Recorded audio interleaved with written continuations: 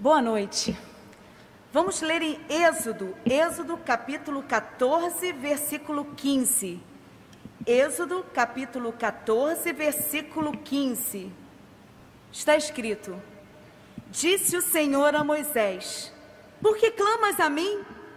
Dize aos filhos de Israel que marchem. Vou repetir. Disse o Senhor a Moisés: Por que clamas a mim? Dize aos filhos de Israel que marchem. Você que está em casa, feche os teus olhos e nós vamos orar mais uma vez. Senhor, pela tua misericórdia, nós pedimos a tua iluminação. Que o Senhor ministre em cada coração, que o Senhor fale poderosamente. Não permitas, Pai, que a Leninha fale, mas que seja o Senhor tocando, libertando, salvando, mostrando o caminho. Abençoe, Pai, cada um que está ouvindo a palavra. Em nome de Jesus, amém. Que bênção, que alegria poder estar de volta na nossa casa, na nossa segunda casa, na igreja. Bate uma saudade, ao mesmo tempo dá aquela tristezazinha, né? Pela igreja estar vazia, mas Deus sabe de todas as coisas. Mas a palavra não para, e é essa palavra que tem o desejo do nosso coração que alcance a sua vida, a sua família, e que algo extraordinário aconteça em nome de Jesus. Essa palavra, eu pedi ao Espírito Santo para ministrar no meu coração, e ele começou a falar comigo numa madrugada. Quando eu estava pensando que palavra eu poderia trazer depois de tanto tempo sem estar aqui na igreja. E durante o sono, o Espírito Santo ministrou ao meu coração esse versículo, exatamente essa passagem. E eu fiquei imaginando como eu poderia iniciar a mensagem. Eu fiquei lembrando, coisa de carioca, a gente lembrar da travessia do Mar Vermelho é fácil. Ficar se imaginando na frente do mar, em frente à praia, aquela brisazinha gostosa. Às vezes é a oportunidade que você tem de caminhar, mas nós vivemos dias que nem isso nós podemos fazer direito. Mas independente disso, a gente tem um coração saudoso. E todo carioca gosta de praia. É difícil não ter um que more no estado do Rio de Janeiro e não goste. Mas é interessante a gente se lembrar também do povo de Israel, dessa gente sofrida que estava vivendo na escravidão. Os egípcios tomaram conta e eles estavam sofrendo muito. O povo de Israel vivia em lágrimas e aguardando o dia da libertação. E foi depois da 10ª praga que Faraó já não aguentava mais, já não suportava mais, vendo o seu próprio povo padecer por causa da primeira praga, a segunda praga, a terceira, chegando a 9ª, e quando chegou a 10ª, chega. Manda esse povo embora, nós não podemos mais aguentar esse povo aqui, porque senão nós vamos morrer. E essa passagem é muito clara em Êxodo capítulo 12, versículo 12. Capítulo 12, versículo 31. Quando o faraó chega a essa conclusão: se esse povo permanecer aqui, nós morreremos. E ele decide liberar o povo. Deixa esse povo embora.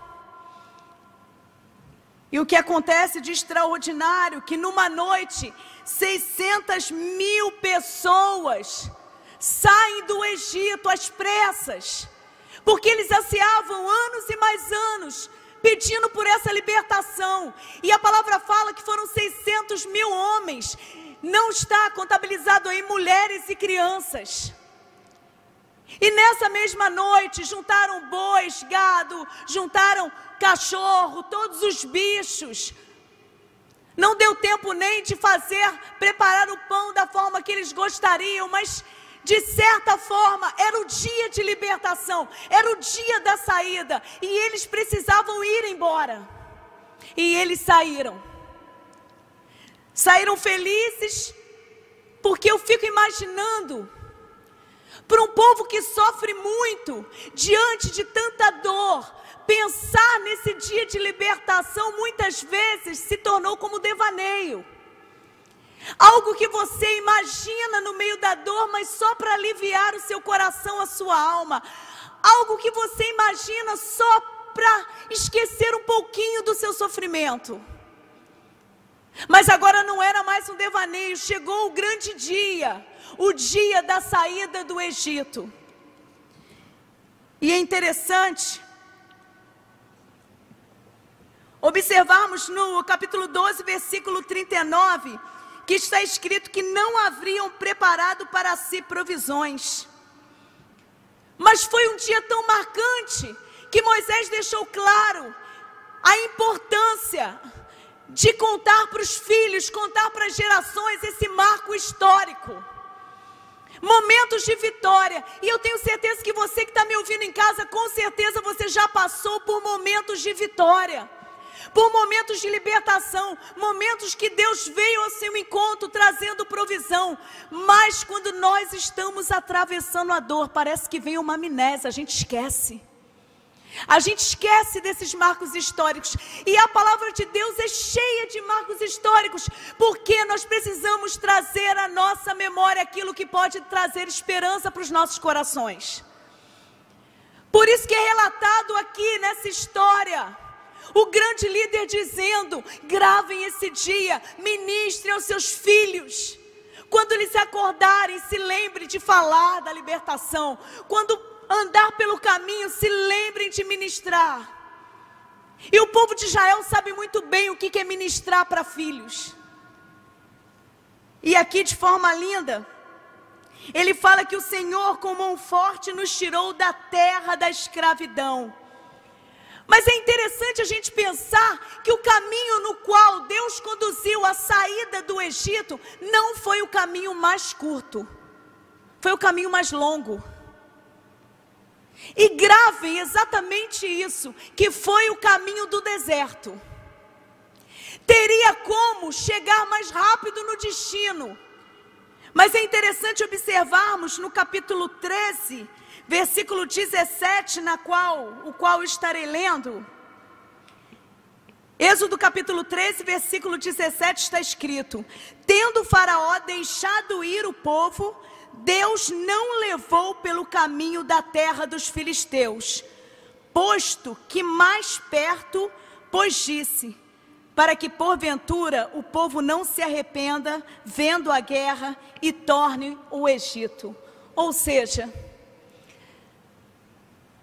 muitas vezes o caminho mais difícil é para que você entenda que você está sendo tratado, sarado, e para que você não se arrependa. Porque exatamente quando eles se caminham no deserto, estava se aproximando do Mar Vermelho, eles receberam já todo o cuidado do nosso Deus, colocando uma coluna de nuvem durante o dia, uma coluna de fogo durante a noite. Cuidado, assistência.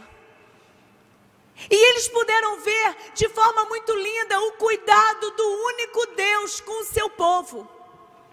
Mas independente disso, quando eles chegaram diante do Mar Vermelho, vendo que não tinha mais saída, vendo que não tinha mais outra opção, e eu fico imaginando que muitos puderam pensar: agora acabou, morremos de vez, não tem mais jeito.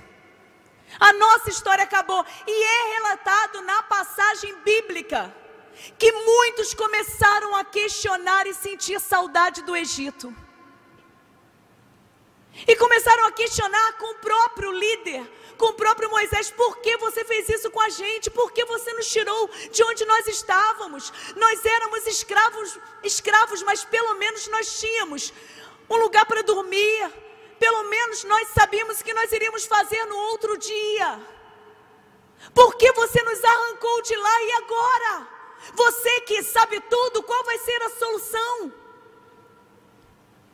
E aí vem algo tremendo da parte do Senhor, falando aos nossos corações. E Êxodo capítulo 14, versículos 13 e 14, dizendo o seguinte: Moisés, porém, respondeu ao povo: não temais, aquietai-vos e vede o livramento do Senhor que hoje vos fará, porque os egípcios que hoje vedes, nunca mais os tornareis a ver. O Senhor pelejará por vós e vós vos calareis.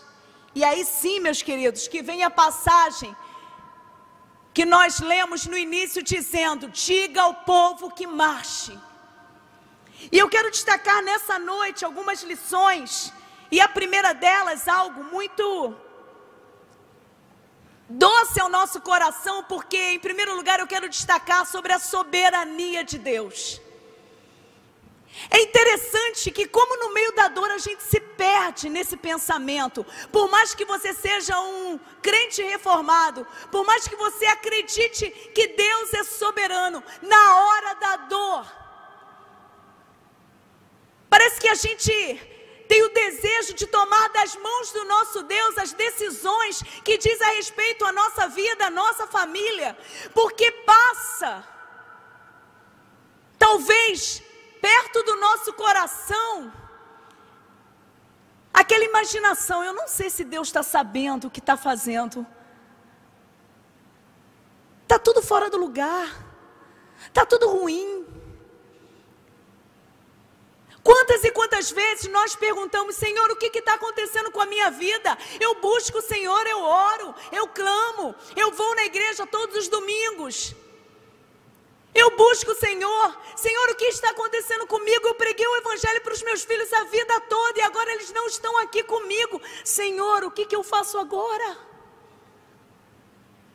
Mas a palavra de Deus deixa bem claro para os nossos corações que Deus não perdeu o controle, Ele continua soberano. Glória a Deus, esse Deus é soberano.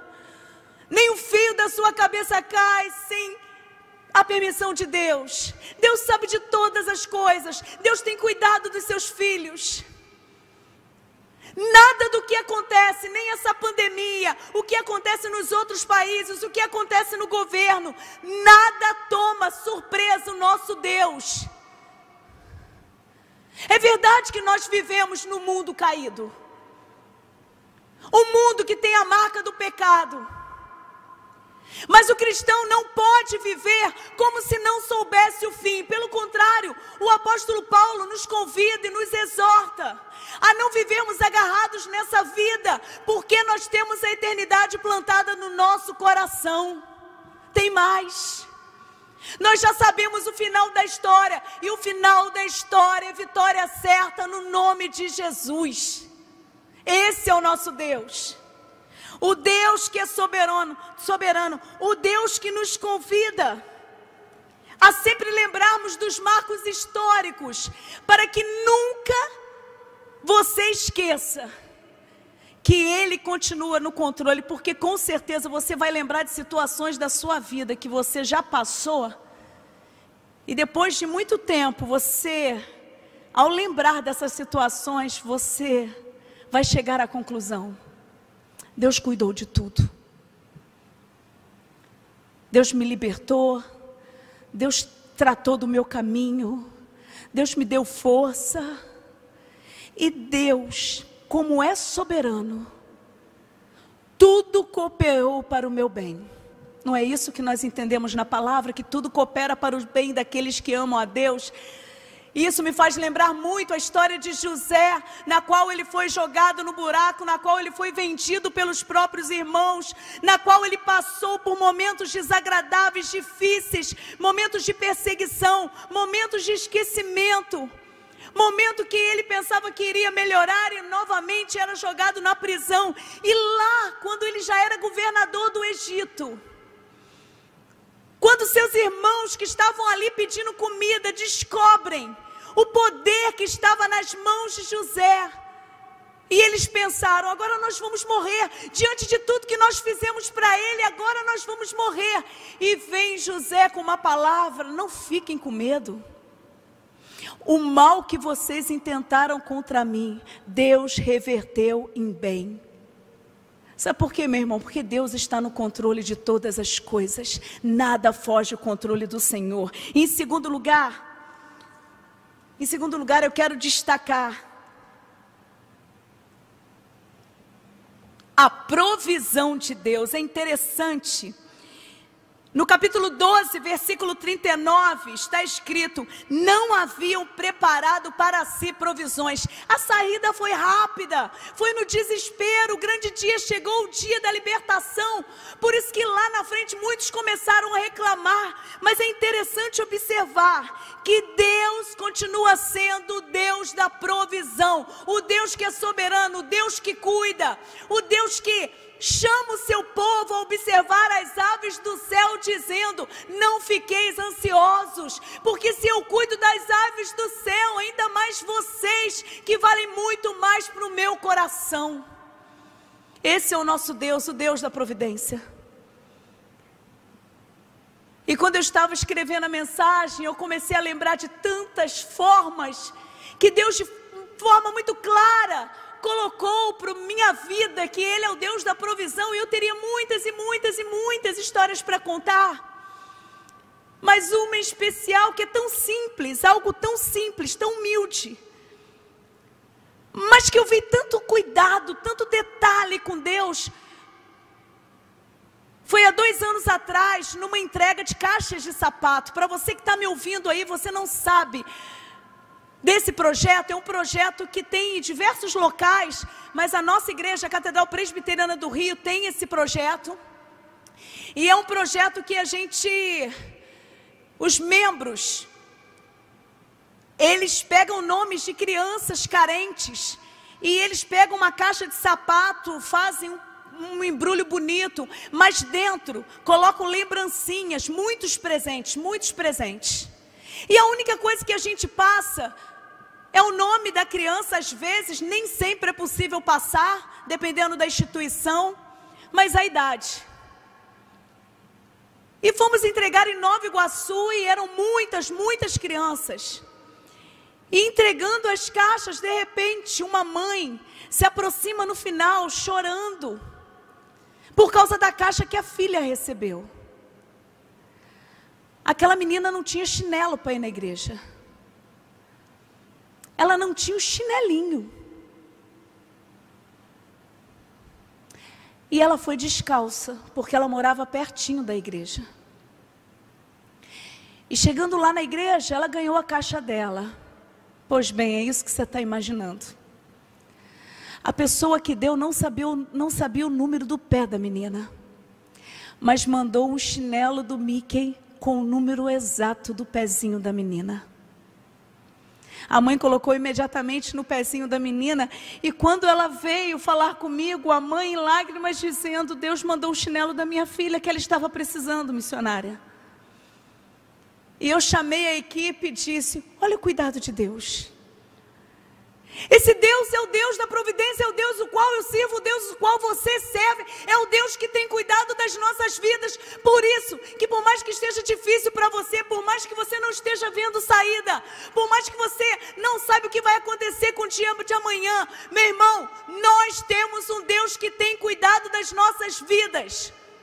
É verdade, às vezes o desespero pode bater a porta, mas é por isso que nós pregamos a palavra, porque nós somos família, nós somos irmãos. É um confortando o outro, é um dizendo para o outro: vamos acalmar, o nosso Deus virá com a provisão.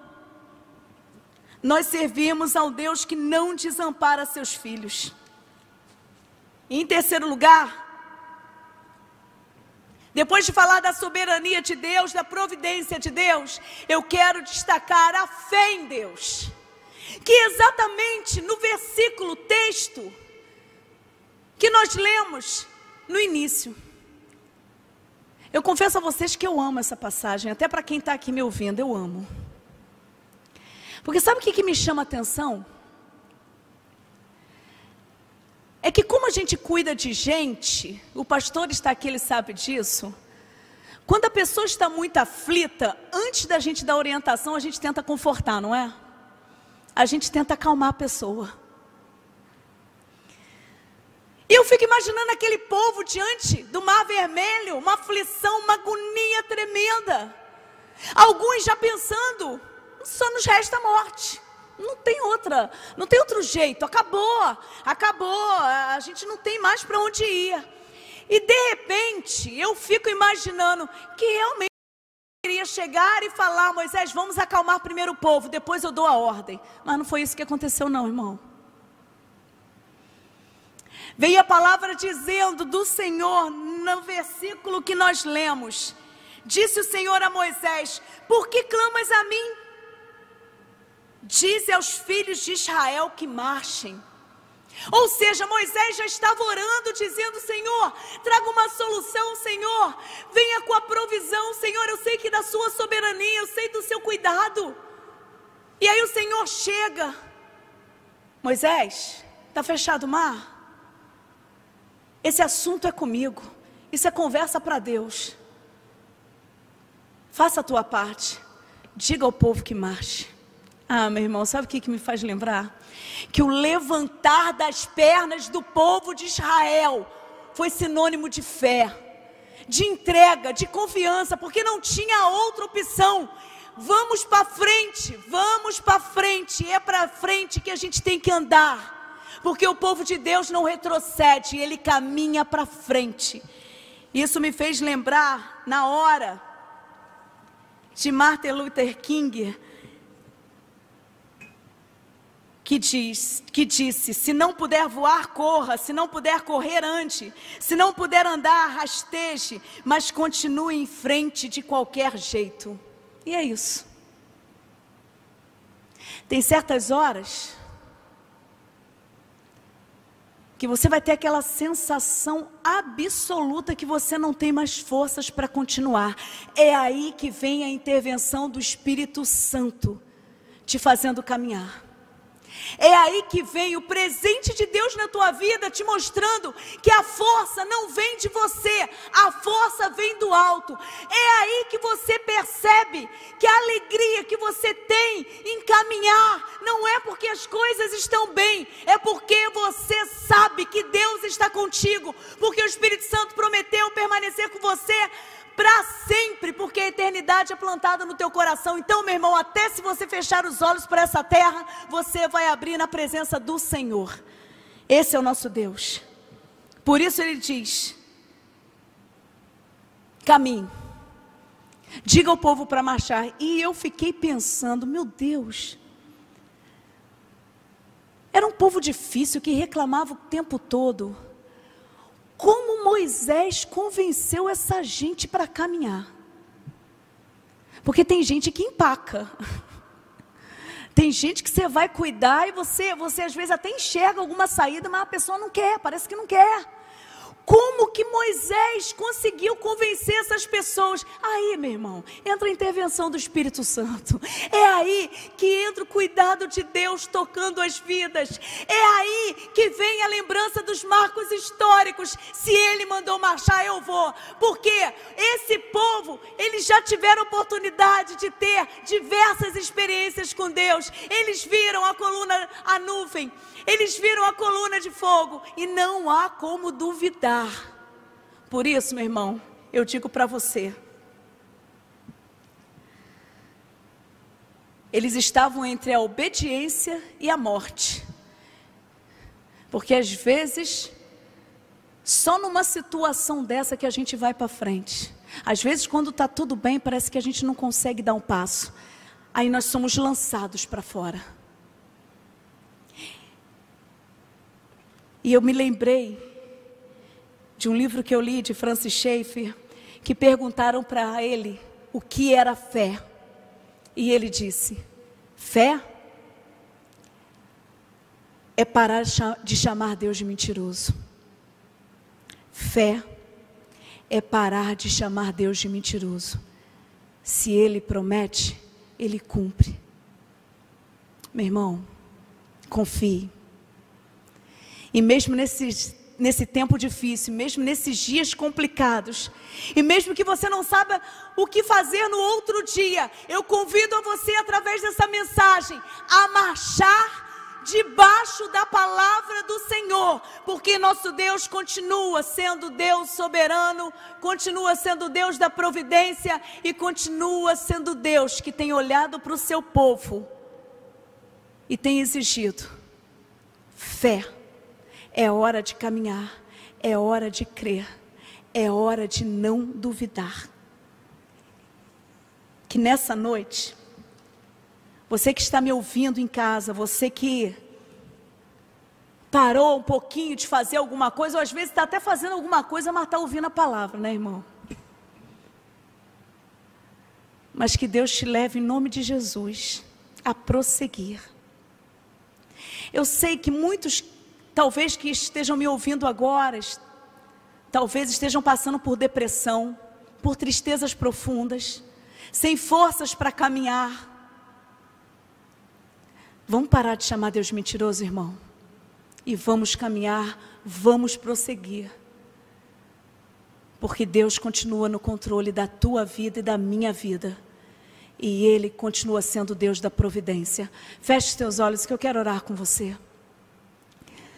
Senhor, nessa noite eu te peço pela misericórdia, que o Senhor continue cuidando e tratando de cada vida, de cada coração. Oh meu Deus, eu sei que pessoas podem estar ouvindo agora com seus corações aflitos, angustiados, sem saber o que eles vão fazer, talvez nos seus negócios, talvez brigas familiares, talvez porque perderam pessoas que amavam demais, talvez porque não consigam enxergar nada além do que essa situação presente agora de desespero. Mas o Senhor está dizendo nessa noite que é para marchar, porque o Senhor continua abrindo portas onde não há portas e traz à existência as coisas que não existem. O mesmo Deus de Moisés é o nosso Deus, o Deus de Israel, o Deus Todo-Poderoso, e que coloca diante das nossas vidas essa palavra: aquietai e sabei que eu sou Deus, o Deus que zela pelo seu povo. Louvado seja o teu nome, Senhor. Eu te peço que o Senhor venha com uma intervenção sobrenatural na vida dos teus filhos. Vem agindo, Pai, que esta semana eles possam colher vitórias tremendas, e eles entenderão que são marcos históricos de intervenções poderosas do Senhor na vida deles. Talvez lugares onde eles já bateram as portas e elas estavam fechadas, e o Senhor abrirá portais para a glória e honra do seu santo nome. Obrigada, Senhor, pelo teu cuidado, e obrigada porque nós podemos te chamar de Pai. Em nome de Jesus, amém. Amém.